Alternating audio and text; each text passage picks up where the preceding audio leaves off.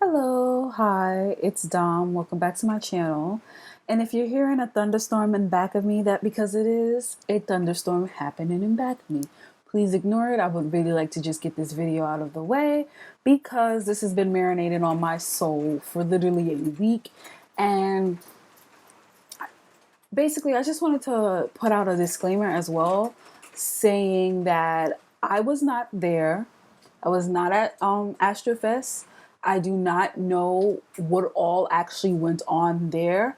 Everything that I'm saying in this video is all speculations, allegations, and is literally based on information that I have received on the internet. I would like to say that things that I've seen on the internet is not always accurate and should be taken with a grain of salt. Also, the comparison that I'm about to make isn't to disrespect the family members who have been dealing with this issue with the loss of a loved one, the injuries, the medical bills, the emotional and physical damage that it has caused.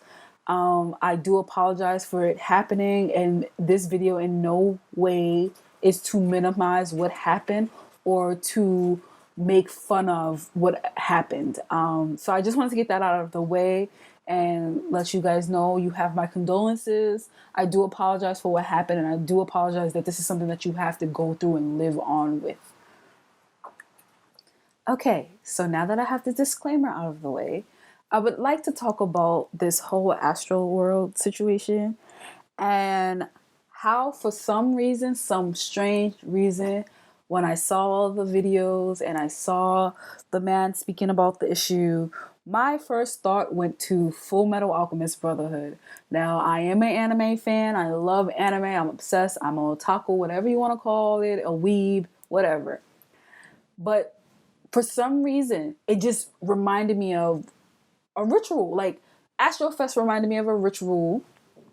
And it was like so strange because I remember when I was watching Fullmetal Alchemist, the way they connected things in the show and how a lot of things connected was but basically, let's put it like this. Let me start with the Philosopher's Stone and Fullmetal Alchemist. Also, if you have never watched Fullmetal Alchemist, there's about to be a whole bunch of spoilers. You should have been watched it. It came out in 2010. Okay, so it is what it is at this point. But basically, we're gonna start with the Philosopher's Stone and them discovering how it was made and how they were able to make so many Philosopher's Stones. So Ed and Al had found out that they were trying to figure out how to get their bodies back, and they were researching the Philosopher's Stone because they said if we get a Philosopher's Stone, we will be able to get our bodies back. Okay, cool. They found out how Philosopher's Stones were made, and they were disgusted by it because in order to make a Philosopher's Stone, you need humans sacrifices. You need human sacrifices, humans who are willing to sacrifice themselves or unwilling. Either way, you just need humans sacrifices. When they found that out, they were distraught because one, they can't get their bodies back, because two, they will have to risk lives to get their bodies back, and that's just not fair. You know, that it's inhumane. So what wound up happening was they were trying to figure out other ways to find, like, get their body backs. And as they were finding other ways to get their body back, they realized that there were certain people who had Philosopher's Stones. And so they got to dig into how are they making Philosopher's Stones? Like, if they had, like, how are they making Philosopher's Stones? Like, it just didn't make sense because you need human sacrifices. Well, the reason they were able to make Philosopher's Stones were because all of the wars that were created, purposefully created, to get these Philosopher's Stones. And one of those wars that I can remember off the top of my head that stood out in the whole show, and is why Scar acts the way he does, which is another character in the show, was the Ishvalan War. The Ishvalan War started because a kid was accidentally shot, quote unquote, by a officer of a mistress. Okay, so after the kid was shot, a whole war started. So it was the Amestris soldier versus the Ishvalans. And, you know, unfortunately, the Ishvalans didn't win. And a lot of them have gone into refuge or underground. You know, they were basically sacrificed for a Philosopher's Stone. Okay. Now, one of the head I guess so, not soldiers, a mistress soldier who stood out to a lot of Ishvalans was a soldier named Kibli. Soft J Kibli, I think that's how you pronounce his name. He's a character, and his character is literally depicted as an agent of chaos. He enjoys war. He does not care. He just enjoys destruction. That's all he cares about. That's all he likes to do. And this character reminds me of freaking Travis Scott. Travis Scott reminds me of this character. This character reminds me of Travis Scott, vice versa. And let me explain. Kibli was okay destroying and killing. Travis Scott has on multiple occasions done things that should not have been done. For example, one of his old managers was having a seizure literally in front of him. And even if he didn't know how to help, maybe turning them on the side, wrapping your hand in your shirt and pulling out their tongue so they don't choke. His manager had a seizure in front of him. And what did he do? He didn't call the cops. He didn't help. This young man left. This young man left that man, his manager, somebody who was close to him, to die. Literally, it was no joke. He just left him there to die. The second time I've heard of Travis Scott in some mess was when he told a fan to jump from nosebleed and try to crowd surf. Sir. First of all, the person who jumped I think he's crippled now. He's crippled now. I don't give a damn if this person was jumping from the stage. Do not don't jump on people. I never, I understand how cool it may come off. All the people's gonna carry me, this and the third. But you are diving from the damn nosebleed. You jumping can literally hurt somebody. And unfortunately, it happened to be the fan. But for the fan to be encouraged by Travis, that's a second time of him being an agent of chaos. I could understand you not knowing what to do in a seizure, but the first thing you could at least did was call 911. But to perpetuate bull crap and say, yeah, fans are going to catch you. My fans are going to catch you, knowing full and well your fans don't give a damn. And then what pissed me off, the icing on top of the cake, is he raps about all of this. He brags about this. He brags about it. And I'm like, sir, you could go to jail for this. If I was that person, I'd be pressing charges. What? And the manager is no longer his manager, but what wound up happening, the tea that wound up being spilled was Travis basically told him, I don't want a manager who deals with, who's medically sick. That's messed up. That is fully messed up. Why would you say that? Well, you're supposed to be an equal opportunity employer. How you gonna say that? So that was these were the couple of times where I side-eyed Travis Scott. And I'm not even a huge fan of his music. Honestly, Travis Scott music isn't my favorite unless he's a feature. And that's just from my musical standpoint, to be honest. It's not even he's not talented or anything. For me, personally, he's really good with ad-libs. He's what is it? He's like a seasoning that you need to add. I don't know which one. Because you don't add it too often. If the food is good, the food slaps, the food... You know what? He's like MSG. Travis Scott reminds me of MSG. Highly addictive, not even good for you, but it makes the food slap. And he is like that. You don't even need MSG. You really don't. You shouldn't even use it. But it does make the food slap. And that's how he is, in my opinion, to music. You don't really need him. Not all that, not all that good for you. But when you use it, it slaps. It slaps.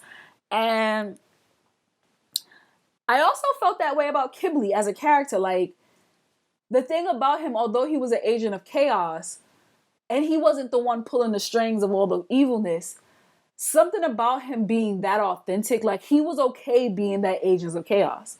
He was okay with it. He was okay with being disruptive and, chaotic. But he was honest about the type of person that he was, versus the people who were pulling the string were pretending in order to get to where they were trying to go.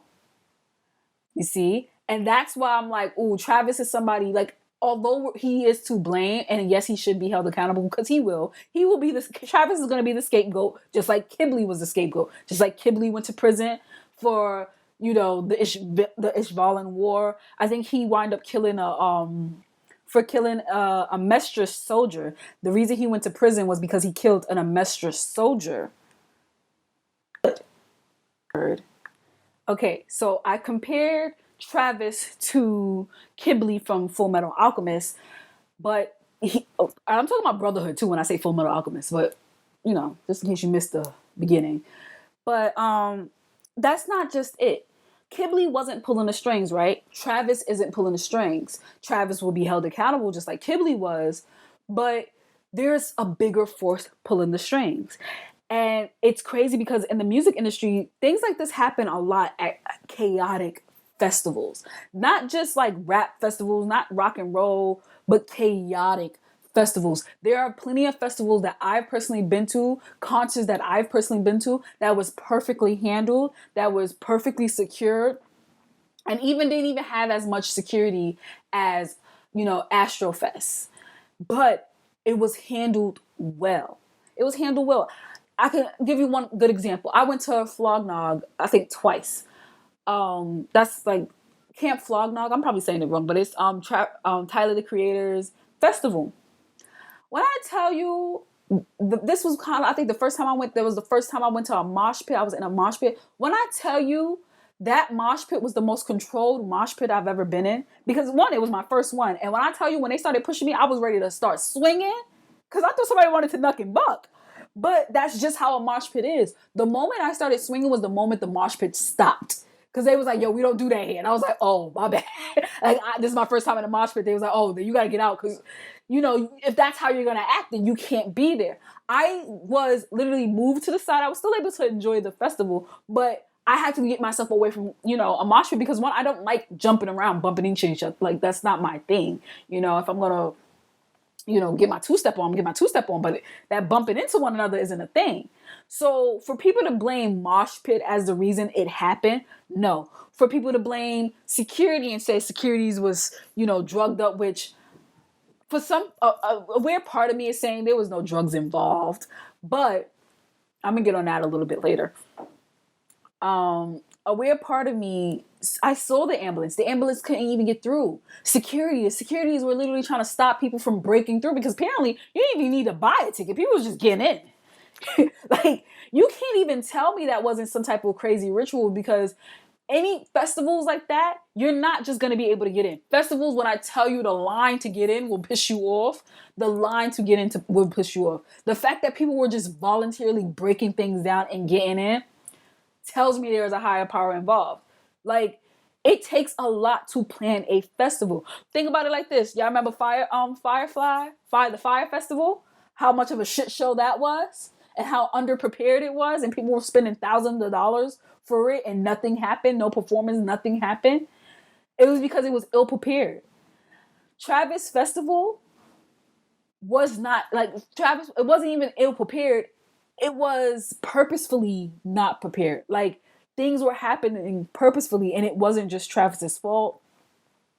And even in a lot of the videos, a lot of people were saying, like, they couldn't believe what was happening. Like, it was like the moment Travis stepped on stage, the energy, the moment it got dark, the energy changed.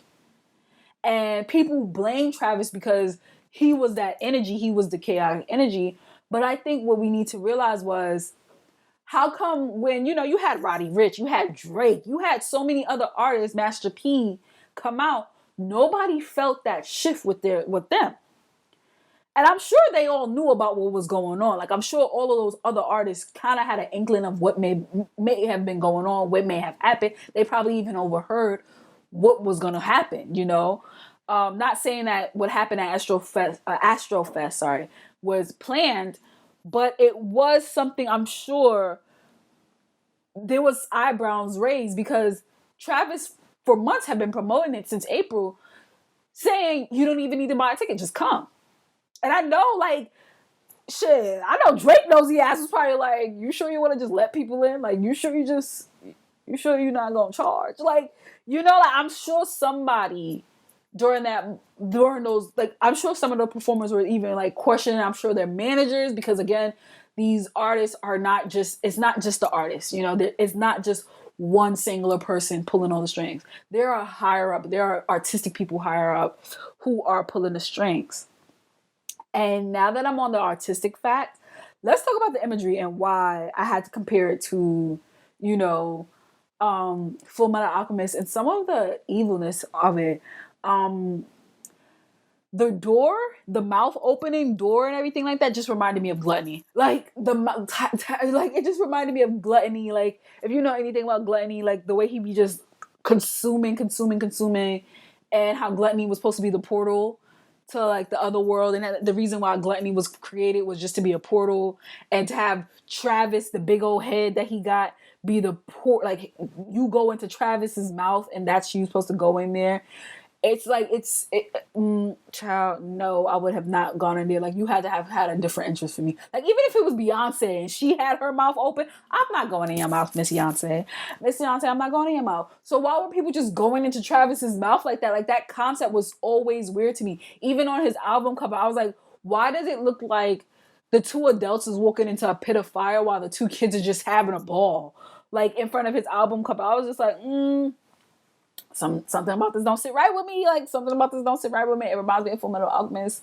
And not only that, when they were talking about like how people couldn't move, like how people were like, you were just stuck in a still position, like whatever position you were stuck in was just how you were gonna stay in. When they were talking about that, I was just like, yo, that is really creepy. Like that is extremely creepy. And it reminded me of when, you know, they did the transmutation circle over a mistress and all the people couldn't move or breathe and stuff like that. And like, you know, when it was so crazy because you had some parts of the military and a mistress like for what was going on, like using people as, you know, philosopher's stone, like using those people to become philosopher's stones, and then having people who did, innocent people, they didn't even know what was going on, just standing still. They didn't know what was going on, and they used the eclipse to make a huge circle. I don't know how to explain it, but if you watch Fullmetal Alchemist, you know what I'm talking about. Like you understand what I'm talking about. And it's just so crazy because all I can think is how they used like wars to justify what was going on. And I'm just like, okay, we're not using wars now. We're not going to be using wars for whatever they're going to be using. But I've been seeing a lot of people talk about how we're in a spiritual warfare. And I could definitely see that. Like, I could definitely see us being in a spiritual warfare because, the way I could get on that, but that's a story for another time. But what really makes me like truly believe that is like, if you see some of the videos and some of the imagery in there, even like some of the screenshots I'm gonna show you, I'm just like, some of the things here is just off. Like the see you on the other side, the flames of hell, the mountain of hell, the portal opening, like you. And then being somebody who watched Fullmetal Alchemist and understood that there were people always at the top, like even King Bradley, although he was the king, he was not the person in charge. Like even somebody was controlling him.